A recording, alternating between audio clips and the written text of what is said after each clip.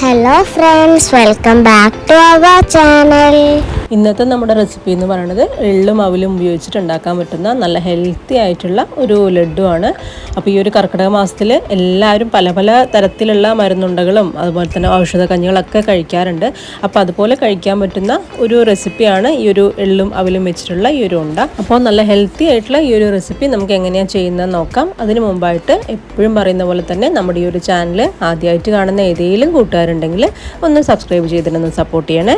അപ്പോൾ ഈ ഒരു റെസിപ്പി ഉണ്ടാക്കാനായിട്ട് മെയിനായിട്ട് വേണ്ടത് എള്ള് തന്നെയാണ്. അപ്പോൾ ഞാനിപ്പോൾ 250 ml ഒരു കപ്പിന് നിറച്ചും തന്നെ എള്ള് എടുത്തിട്ടുണ്ട്.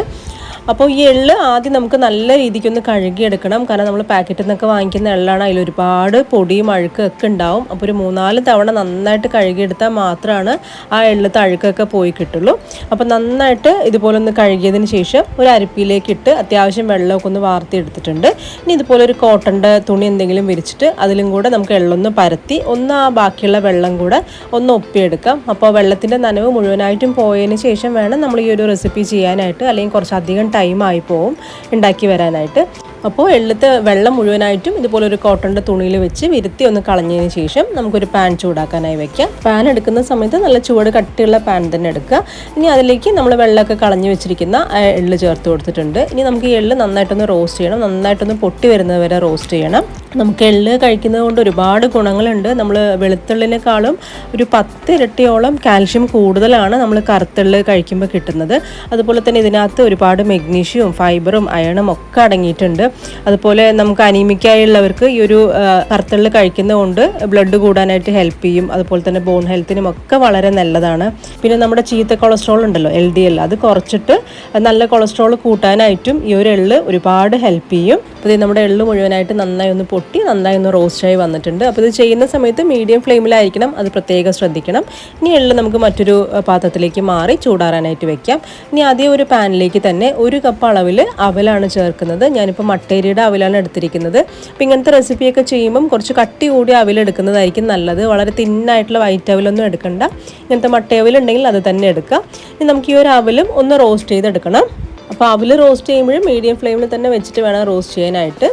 അവൽ ഇച്ചിരി ഒന്ന് ഇതുപോലെ ഒന്ന് മൂത്ത് വരുമ്പം നമുക്കിതിലേക്ക് നല്ലൊരു ഫ്ലേവറിനായിട്ട് ഞാനൊരു 3-4 ഏലക്കായുടെ മണി ചേർത്ത് കൊടുക്കുന്നുണ്ട്. ഏലക്ക പൊടിയായിട്ടുണ്ടെങ്കിൽ അങ്ങനെ ചേർത്ത് കൊടുക്കാം.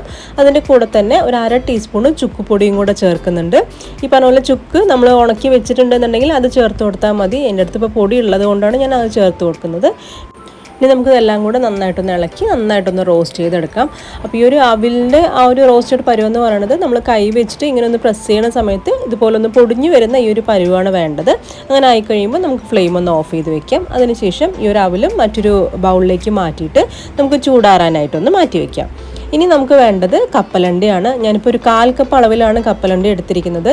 നമുക്ക് തോലുള്ളതാണെങ്കിലും തോലില്ലാത്താണെങ്കിലും കുഴപ്പമില്ല, ഏതാണെങ്കിലും നല്ലതാണ്. അതുപോലെ തന്നെ കപ്പലണ്ടിയിൽ ഒരുപാട് പ്രോട്ടീൻസും വൈറ്റമിൻസും ഒക്കെ ഉണ്ട്. അതുപോലെ ബോൺ ഹെൽത്തിനും കപ്പലണ്ടി വളരെ നല്ലതാണ്. അപ്പോൾ നമുക്ക് അതും ഇതുപോലെ ഒന്ന് റോസ്റ്റ് ചെയ്തെടുക്കാം. വല്ലാണ്ട് അങ്ങോട്ട് കരിച്ചെടുക്കരുത്, ജസ്റ്റ് ഒന്ന് ചൂടാക്കി ഒന്ന് റോസ്റ്റ് ആക്കിയാൽ മാത്രം മതി. ഇനി ഇത് മാറ്റിയതിന് ശേഷം അടുത്തായിട്ട് ഒരു 1/4 കപ്പ് അളവിൽ ബദാമാണ് ചേർക്കുന്നത്. ഇതും നമുക്കൊന്ന് റോസ്റ്റ് ചെയ്തെടുക്കണം. അപ്പോൾ എല്ലാവർക്കും അറിയാം, ബദാമിനകത്ത് ഒരുപാട് വൈറ്റമിൻസും ഫൈബറും അതുപോലെ തന്നെ ആൻറ്റി ഓക്സിഡൻസും ഒക്കെ അടങ്ങിയിട്ടുണ്ട്. നമുക്ക് ബോൺ ഹെൽത്തിനും അതുപോലെ തന്നെ വെയിറ്റ് ലോസ് ചെയ്യുന്നവർക്കൊക്കെ തന്നെ വളരെ നല്ലതാണ് ഈ ഒരു ബദാം കഴിക്കുന്നത്. അതുപോലെ തന്നെ ഇതിൽ അടങ്ങിയിരിക്കുന്ന മെഗ്നീഷ്യം നമ്മുടെ സ്ട്രെസ് ലെവലൊക്കെ തന്നെ നല്ലോണം കൺട്രോൾ ചെയ്യാനായിട്ട് ഹെൽപ്പ് ചെയ്യും. അതുപോലെ ഹാർട്ട് പേഷ്യൻസിനൊക്കെ തന്നെ ബദാം ഡെയിലി കഴിക്കുന്നത് വളരെ നല്ലതാണ്. അപ്പോൾ ബദാമും റോസ്റ്റ് ചെയ്തെടുത്തിട്ടുണ്ട്. ഇനി നമുക്ക് അതേ ഒരു പാനിലേക്ക് തന്നെ 1 ടീസ്പൂൺ അളവിൽ ഞാൻ നെയ്യ് ചേർത്ത് കൊടുക്കുന്നുണ്ട്. ഇനി നെയ്യ് നന്നായിട്ട് ഇതുപോലെ ഒന്ന് ഉരുകി വരുമ്പം നമുക്കിനി വേണ്ടത് തേങ്ങയാണ്. അപ്പോൾ ഒരു 3/4 കപ്പ് അളവിൽ തേങ്ങ ചെറുവിയതാണ് ഞാൻ എടുത്തിരിക്കുന്നത്. നമുക്ക് ഈ തേങ്ങ ഒന്ന് നന്നായിട്ടൊന്ന് റോസ്റ്റ് ചെയ്തെടുക്കണം. തേങ്ങ നമ്മളിതുപോലെ റോസ്റ്റ് ചെയ്യാണ്ടാണ് ഈ ഒരു റെസിപ്പി ചെയ്യണമെന്നുണ്ടെങ്കിൽ മാക്സിമം ഒരു 2 ദിവസം കൊണ്ടൊക്കെ തന്നെ ഇത് ചീത്തയായി പോകും. അപ്പോൾ തേങ്ങയുടെ വെള്ളമൊക്കെ പോയി ഇതുപോലെ നന്നായിട്ടൊന്ന് റോസ്റ്റ് ചെയ്തതിന് ശേഷം മാത്രം ഇതുപോലത്തെ റെസിപ്പികൾ ചെയ്യുകയാണെങ്കിൽ ഒരു 1-2 ആഴ്ചയൊക്കെ തന്നെ അത് ഒട്ടും കേടാവാതെ നല്ല ടേസ്റ്റി ആയിട്ട് തന്നെ ഇരുന്നോളും. വല്ലാണ്ട് ബ്രൗൺ കളർ ആവണ്ട, ഇതുപോലെ ആ വെള്ളമൊക്കെ പോയി ഒന്ന് ലൈറ്റ് ബ്രൗൺ ആയി തുടങ്ങിയാൽ മാത്രം മതി. അപ്പോൾ നമ്മുടെ കറക്റ്റ് പരുവായിട്ടുണ്ട്. ഇനി ഫ്ലെയിം ഒന്ന് ഓഫ് ചെയ്തിട്ട് ഞാൻ ഈ ഒരു തേങ്ങയും കൂടെ ചൂടാറാനായിട്ട് വെക്കുന്നുണ്ട്. അപ്പോൾ ഈ ഒരു സമയം കൊണ്ട് നമ്മുടെ എള്ളിൻ്റെയൊക്കെ തന്നെ ചൂടാറിയിട്ടുണ്ട്. അപ്പോൾ അതൊരു മിക്സിയുടെ ജാറിലേക്ക് ഇട്ട് കൊടുക്കുന്നുണ്ട്. ഇനി നമുക്ക് ഈ ഒരു എള്ള് ഒന്ന് പൊടിച്ചെടുക്കണം. അപ്പോൾ വല്ലാണ്ട് ഫൈൻ പൗഡറാക്കി ഒന്നും പൊടിക്കാൻ നിൽക്കരുത്, ജസ്റ്റ് ഒന്ന് കറക്കി എടുക്കാനേ പാടുള്ളൂ. ആ ഒരു തരിതരിയായിട്ട് തന്നെ വേണം നമുക്ക് ഈ ഒരു എള്ള് പൊടിച്ചെടുക്കാനായിട്ട്.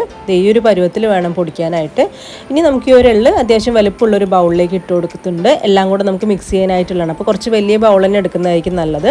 ഇനി അടുത്തതായിട്ട് നമ്മൾ നേരത്തെ റോസ്റ്റ് ചെയ്ത് വെച്ചിരിക്കുന്ന ആ ഒരു അവിലിൻ്റെ കൂട്ടും കൂടെ ഇട്ട് കൊടുക്കാം. അപ്പോൾ ഏലക്കാപ്പൊടിയും ചുക്കുപൊടിയും കയ്യിലുണ്ടെന്നുണ്ടെങ്കിൽ ഈ ഒരു സമയത്ത് ഇട്ടിട്ട് പൊടിച്ചെടുത്താലും മതി.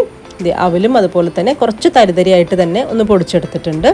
ഇനി നമുക്ക് നമ്മൾ റോസ്റ്റ് ചെയ്ത് വെച്ചിരിക്കുന്ന ആ ഒരു ബദാമും കപ്പലണ്ടിയും കൂടിയുള്ള ആ ഒരു കൂട്ടും കൂടി ഇട്ടിട്ട് അതും നമുക്കിതുപോലെ തന്നെ തരിതരിയായിട്ട് തന്നെ ഒന്ന് പൊടിച്ചെടുക്കാം. അപ്പോൾ എല്ലാം ഇതുപോലെ തരിതരിയായിട്ട് പൊടിച്ചെടുത്തിട്ടുണ്ട്. ഇനി അടുത്തതായിട്ട് നമുക്ക് പൊടിച്ചെടുക്കേണ്ടത് തേങ്ങയാണ്. അപ്പോൾ തേങ്ങ നമ്മൾ റോസ്റ്റ് ചെയ്ത് ചൂടാറാനായിട്ട് വെച്ചിട്ടുണ്ട്. നന്നായി ചൂട് പോയതിന് ശേഷം മാത്രം പൊടിച്ചെടുക്കുക, അല്ലാന്നുണ്ടെങ്കിൽ നമ്മൾ അരഞ്ഞു പോയി കിട്ടും. അപ്പോൾ നമ്മൾ ആ ഒരു വിചാരിച്ച ആ ഒരു ടെക്സ്ചറിലൊന്നും നമുക്ക് ഉണ്ട റെഡിയാക്കാൻ സാധിക്കില്ല. അപ്പോൾ തേങ്ങയും നമ്മൾ അതുപോലെ തന്നെ ഒന്ന് പൊടിച്ചെടുത്തിട്ടുണ്ട്. ഇപ്പോൾ എല്ലാ കൂട്ടുകളും നമ്മൾ ആ ഒരു ബൗളിലേക്ക് തന്നെ ഇട്ടിട്ടുണ്ട്. ഇനി നമുക്കിതെല്ലാം കൂടെ നന്നായിട്ടൊന്ന് മിക്സ് ചെയ്തെടുക്കാം. അപ്പോൾ ഇതെല്ലാം കൂടെ മിക്സ് ചെയ്യാൻ പാകത്തിന് വലിപ്പമുള്ള ബൗൾ തന്നെ എടുക്കുക ഇത് ചെയ്യാനായിട്ട്. നമുക്ക് ഈ ഒരു പൊടി ഇങ്ങനെ തന്നെ വേണമെങ്കിൽ കഴിക്കുകയാണെങ്കിൽ കഴിക്കാം, നല്ല ടേസ്റ്റ് തന്നെയാണ്. കുറച്ച് മധുരത്തിൻ്റെ കുറവുണ്ടാവുമെന്ന് മാത്രമേ ഉള്ളൂ. അപ്പോൾ അത് വേണമെങ്കിൽ ശർക്കരപ്പൊടിയോ എന്തെങ്കിലും ചേർത്തിട്ട് നമുക്ക് കഴിക്കുകയാണെങ്കിലും കഴിക്കാം. അപ്പോൾ ഞാനിപ്പോൾ ഇവിടെ ലഡ്ഡു പോലെ ഉണ്ടാക്കിയെടുക്കുകയാണ് ചെയ്യുന്നത്. അപ്പോൾ അതുകൊണ്ട് തന്നെ ഇതുപോലെ നന്നായിട്ടൊന്ന് മിക്സ് ചെയ്തതിന് ശേഷം നമുക്ക് ഈ ഒരു പൊടിയൊന്ന് മാറ്റി വയ്ക്കുന്നുണ്ട്. ഇനി നമുക്ക് വേണ്ടത് കരിപ്പട്ടിയാണ്. അപ്പോൾ ഞാനൊരു പാൻ ചൂടാക്കാൻ വെച്ച് അതിലേക്കൊരു 3/4 കപ്പ് അളവിൽ കരിപ്പട്ടിയാണ് ചേർക്കുന്നത്. അതായത് നമ്മുടെ പനം ശർക്കര എന്ന് പറയില്ലേ, പാംജാഗറി, അതാണ് സംഭവം. അതിലേക്കൊരു 1/2 കപ്പ് അളവിൽ വെള്ളം കൂടെ ഒഴിച്ചിട്ട് നമുക്ക് നന്നായിട്ടൊന്ന് ഉരുക്കിയെടുക്കാം. അപ്പോൾ ഈ ഒരു കരിപ്പട്ടിക്കകത്ത് ഒരുപാട് അയണും കാൽഷ്യം അതുപോലെ തന്നെ മഗ്നീഷ്യം ഒക്കെ അടങ്ങിയിട്ടുണ്ട്. നമുക്ക് ഇമ്മ്യൂണിറ്റി കൂട്ടാനായിട്ട് കരിപ്പട്ടി കഴിക്കുന്നത് വളരെ നല്ലതാണ്. അതുപോലെ തന്നെ ഹീമോഗ്ലോബിൻ്റെ കുറവുള്ളവർക്കൊക്കെ തന്നെ ഈ ഒരു കരിപ്പട്ടി കഴിക്കുന്നതിലൂടെ നന്നായിട്ട് കൂടി കിട്ടിക്കോളും. പിന്നെ നമ്മൾ വെയിറ്റ് ലോസ് ചെയ്യണവർക്ക് ഷുഗറിൻ്റെ പകരം ഈ ഒരു കരിപ്പട്ടി ഉപയോഗിക്കുന്നതും വളരെ നല്ലതാണ്. അപ്പോൾ അതെല്ലാം നന്നായി ഒന്ന് ഉരുകി വന്നിട്ടുണ്ട്. ഇനി നമുക്ക് ഈ ഒരു കരിപ്പട്ടി ഉരുക്കിയത് ചൂടോടുകൂടെ തന്നെ ഇതിലേക്ക് ഒഴിച്ചു കൊടുക്കാം. അപ്പോൾ ഒരു അരിപ്പ് വെച്ചിട്ട് ഒന്ന് അരച്ചതിന് ശേഷം ഒഴിച്ചു കൊടുക്കുന്നുണ്ട്. ഇനി സ്പൂൺ വെച്ചിട്ട് നമുക്ക് നന്നായിട്ടൊന്ന് മിക്സ് ചെയ്തെടുക്കാം. കാരണം ചൂടായിരിക്കുന്നതായതുകൊണ്ട് തന്നെ കൈ വെച്ചിട്ട് ആദ്യം കുഴച്ചെടുക്കാൻ പോകരുത്, കൈ പൊള്ളിപ്പോവും. അപ്പോൾ സ്പൂൺ വെച്ചിട്ട് ഈ ഒരു ചൂട് ഈ ഒരു മിക്സിൻ്റെ എല്ലാ വശത്തേക്കും വരത്തക്ക വിധത്തിൽ വേണം നമ്മളിതുപോലെ ഒന്ന് ഇളക്കി കൊടുക്കാനായിട്ട്. അതുപോലെ തന്നെ നമ്മൾ ഒഴിച്ചു കൊടുക്കുമ്പോൾ അത് മുഴുവനായിട്ട് മറ്റേ ടൈം ഒഴിക്കരുത്, ഒന്ന് മിക്സ് ചെയ്ത് നോക്കുക. പോരാന്നുണ്ടെങ്കിൽ മാത്രം കുറേശ്ശെയായിട്ട് ഒഴിച്ചു കൊടുത്താൽ മതി. ഞാനിപ്പോൾ അത് മുഴുവനായിട്ട് ഒഴിച്ചിട്ടില്ല, കുറച്ചവിടെ ബാക്കിയുണ്ട്. അപ്പോൾ ഇത് നന്നായിട്ടൊന്ന് മിക്സ് ചെയ്തെടുത്തിട്ടുണ്ട്. ഇനി നമുക്കൊന്ന് അടച്ചു വെച്ചിട്ട് ഒരു 10 മിനിറ്റ് ഒന്ന് റെസ്റ്റ് ചെയ്യാനായിട്ട് വെക്കാം. അപ്പോൾ ആ ഒരു സമയം കൊണ്ട് അത്യാവശ്യം ഒന്ന് ചൂട് പോയിട്ടുണ്ടാവും, എന്നാൽ ഒരു ഇളം ചൂടും ഉണ്ടാവും. അപ്പോൾ ഇതിനി കൈ വെച്ച് നമുക്കിതുപോലെ ഒന്ന് നന്നായിട്ടൊന്ന് തിരുമ്മിയെടുക്കാം. അതിനുശേഷം നമുക്ക് കൈവച്ച് തന്നെ നമുക്ക് എത്ര വലുപ്പത്തിനുള്ളതാണോ ഉരുളകളാണോ വേണ്ടത് അതിനനുസരിച്ച് എടുത്തിട്ട് കൈവച്ച് ഇതുപോലെ നന്നായിട്ട് തന്നെ ഒന്ന് പ്രസ് ചെയ്തതിന് ശേഷം ഉരുട്ടിയെടുക്കാം. അപ്പോൾ അത് ഉരുട്ടിയെടുക്കുന്ന സമയത്ത് ഇനിയിപ്പോൾ നമുക്ക് കയ്യിൽ നെയ്യോ എണ്ണയോ ഒന്നും തടവേണ്ട ആവശ്യമൊന്നുമില്ല, അധികം അങ്ങനെ ഒട്ടിപ്പിടിക്കുകയൊന്നുമില്ല, കറക്റ്റായിട്ട് തന്നെ ഉരുട്ടിയെടുക്കാൻ സാധിക്കും. പിന്നെ നമ്മൾ ശ്രദ്ധിക്കേണ്ടത് വല്ലാണ്ട് ചൂടാറിയതിന് ശേഷം നമ്മൾ ഉരുട്ടിയെടുക്കാൻ നിൽക്കരുത്. ഒരു ഇളം ചൂടുള്ള സമയത്ത് തന്നെ ഇതുപോലെ ഒന്ന് ഉരുട്ടിയെടുക്കുകയാണെങ്കിൽ അത്രയും നല്ലതായിരിക്കും, കറക്റ്റായിട്ട് ആ ഒരു ഷേപ്പൊക്കെ തന്നെ കിട്ടാനായിട്ട്. അപ്പോൾ ഇതുപോലെ നമുക്ക് എല്ലാം ഒന്ന് ഉരുട്ടിയെടുത്ത് വരാം. ഇത് നമ്മുടെ എള്ളും അവലും വെച്ചിട്ടുള്ള നല്ല ടേസ്റ്റി ആയിട്ടുള്ള അതുപോലെ നല്ല ഹെൽത്തി ആയിട്ടുള്ള നമ്മുടെ ലഡ്ഡു റെഡി ആയിട്ടുണ്ട്. ഇതുപോലെ നമ്മൾ ഉരുട്ടി വെക്കുകയാണെന്നുണ്ടെങ്കിൽ നമുക്ക് എടുത്ത് കഴിക്കാനും വളരെ എളുപ്പമാണ്. ഡെയിലി ഓരോന്ന് വെച്ചിട്ട് കഴിച്ചാൽ മതി. ഈ ഒരു കർക്കിടക മാസം ആയതുകൊണ്ട് തന്നെ എല്ലാവരും പല പല ഔഷധങ്ങൾ കഴിക്കുന്ന ഒരു സമയമായിരിക്കും. അപ്പോൾ അതിൽ തീർച്ചയായും ഉൾപ്പെടുത്തേണ്ട ഒരു ലഡ്ഡു തന്നെയാണ് ഈ ഒരു അവലും എള്ളും വെച്ചിട്ടുള്ള ലഡ്ഡു. അപ്പോൾ ഇതുപോലെ ഉണ്ടാക്കുകയാണെങ്കിൽ കുട്ടികൾക്കാണെങ്കിലും നല്ല ഇഷ്ടത്തോടെ അവർ കഴിച്ചോളും. അപ്പോൾ ബ്ലഡൊക്കെ തന്നെ കുറവുള്ള മക്കളൊക്കെ ഉണ്ടെങ്കിൽ ബ്ലഡ് കൂടാനായിട്ടൊക്കെ തന്നെ ഒരുപാട് ഹെൽപ്പ് ചെയ്യും.